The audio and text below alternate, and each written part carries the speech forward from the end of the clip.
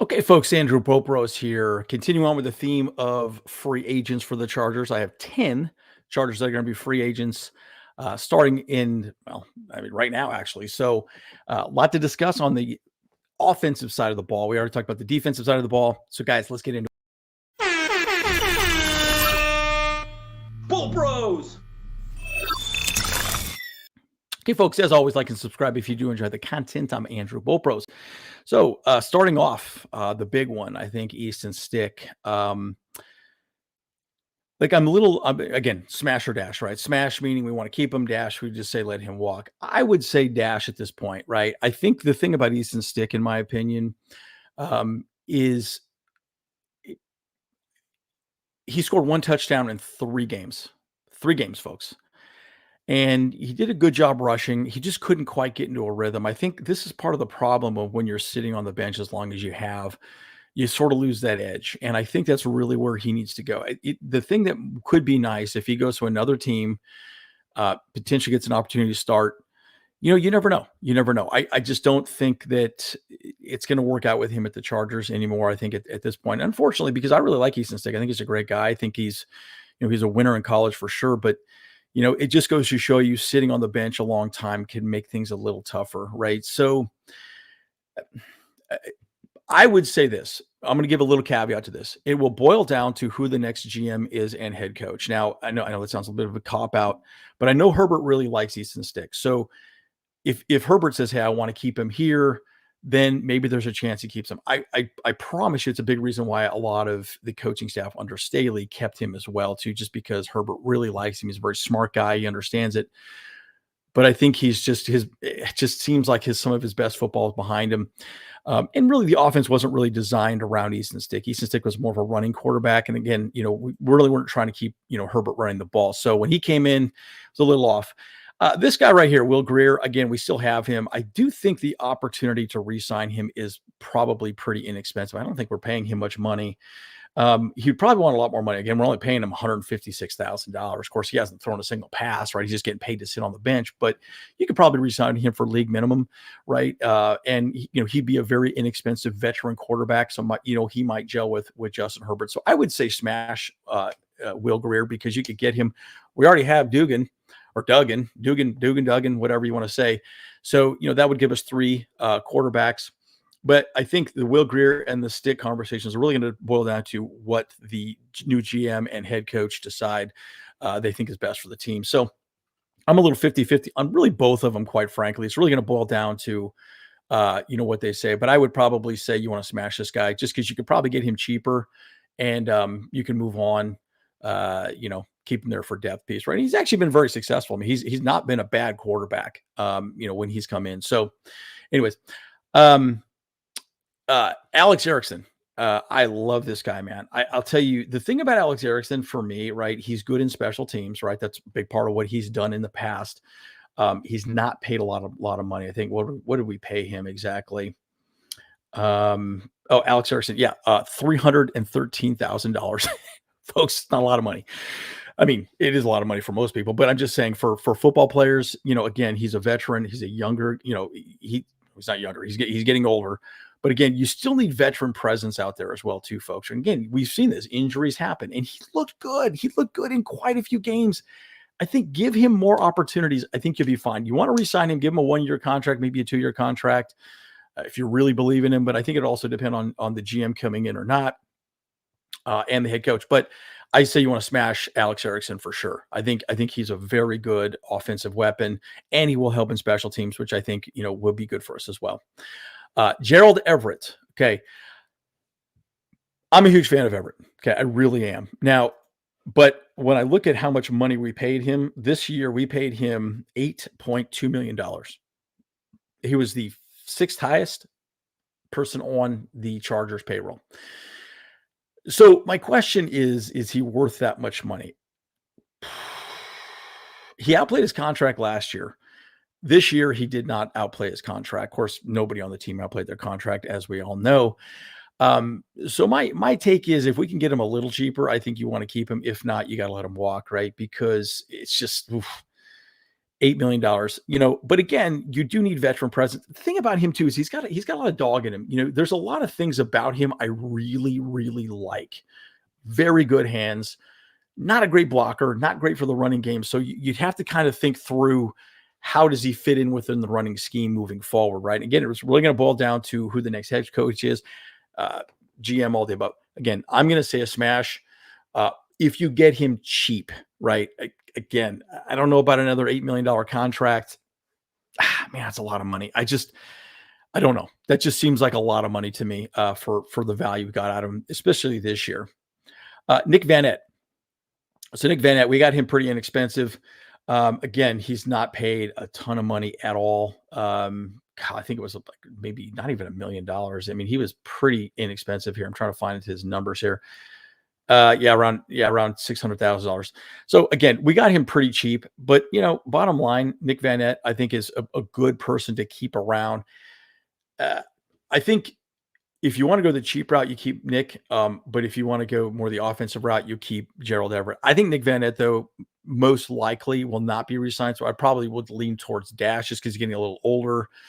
And he really was no offensive benefit, right? I mean, there were some moments where he did some okay blocking, but then he got a concussion mid-season.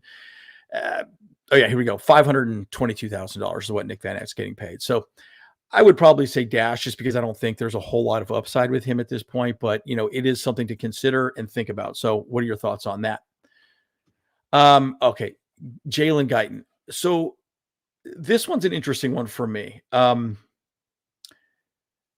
Jaylen Guyton to me is somebody that, you could probably re-sign again pretty cheap. I think the question is do you really feel like he's going to be back to form, right? He didn't play great this season. I think he played okay, but he did not play amazing, right? And that, I know that. And, again, I think we signed him for, how much did we sign him for? It's a little over $1 million per year. It wasn't a ton of money, right? So, you look at him and say, okay, if you can re-sign him for $1 million, why not? Again, you need veteran presence, right? And again, Jaylen Guyton's very fast. I don't really feel like he was 100% this entire season. I felt like he was good and okay at times, but yeah, we paid him $833,000 this year. Okay. To me, if you could re-sign him for that, maybe even a little bit of a bump, just bring him back, right? There's this, to me, let me just say this. If it's under $1 million and they're a decent player, I'm just going to say bring him back, right? And Jaylen Guyton, I think, would classify as a good player for $1 million. Why not? Worst case scenario, you have him on your team. You throw him down to the practice squad. You figure out what you're going to do with him if you draft some sort of stud, in the draft, right? But I think Jaylen Guyton's definitely worth bringing back for at least a year or two. Maybe a year, give him another year, see what happens, and then renegotiate. Again, I think Jaylen can be fine. Again, he's a good weapon for Justin Herbert. They know each other very well. You want to keep some continuity for those guys specifically. Austin Ekeler, I don't think there's much we need to talk about with Austin Ekeler. I don't think there's a chance he comes back. In fact, I just posted today, he's getting paid $7.7 million. I don't think he got his second incentive. So I think Austin Ekeler is definitely a walk, unfortunately, but it is what it is, right? I mean, bottom line, he's getting older. He'll be almost 30 by next season. And in running back years, you don't last long after 30. So I think, and you saw this season when he was hurt, he had 2 ankle injuries and just never really was the same. So I think you gotta dash Ekeler and just kind of let him do his own thing and see if he can find some value on another team. Will Clapp. Oh boy. I think you gotta let him walk, man. Will Clapp, look, I think he was okay when he was in there to some degree, but man, I think Hymas has looked so much better. He's looked better. He's looked more nasty. Will Clapp always kind of looked confused to me. You'd see him hit, and then you kind of go, oh, just not really know what the next move is after that. And again, you can't replace someone like a Corey Linsley, right? You just can't. That guy's absolutely incredible. Unfortunately, there's some dead cap money there as well, too. We could talk about that a little later, but Will Clapp just never stepped in and really did a great job, in my opinion. So I think you got to move on with Will Clapp. I think he just is not the guy. And, Brandon Hymas, I think, is a better backup, but most likely we'll probably have to go after some center or maybe move Zion Johnson to, center, McFadden somewhere. I think there's going to be a lot of re-swizzling on the offensive line moving forward. But I think Clapp, man, I just don't think you re-sign the guy. I don't think we're paying him that much money either. But, I don't know. I think he's getting paid. Gosh, where is he at on here?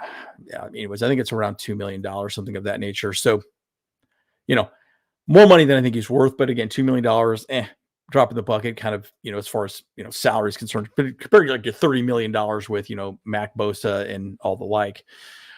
Cameron Tom, again, we never really saw this guy. So I'm just going to say dash on him just because we never really saw the guy. He was on the practice squad. He got called up. I think he was the backup to Hymas this last couple of games. Never saw him on the field. Who knows? Like, I have no idea how good this guy is or not. He's a veteran guy. You could probably sign him for league minimum and see what you think. So, who knows? I would almost rather maybe have a guy like this because he's been in the league a while. I just never really felt like, Will Clapp did anything, but we never really saw Cameron Thompson. So I don't really have a huge opinion of him. I don't know. What do you guys think, as far as him being our center moving forward or being just a backup in general? And I think to finally round it off, we got Joshua Kelly. I think Joshua Kelly deserves another year at least. I think you should pick up his extension.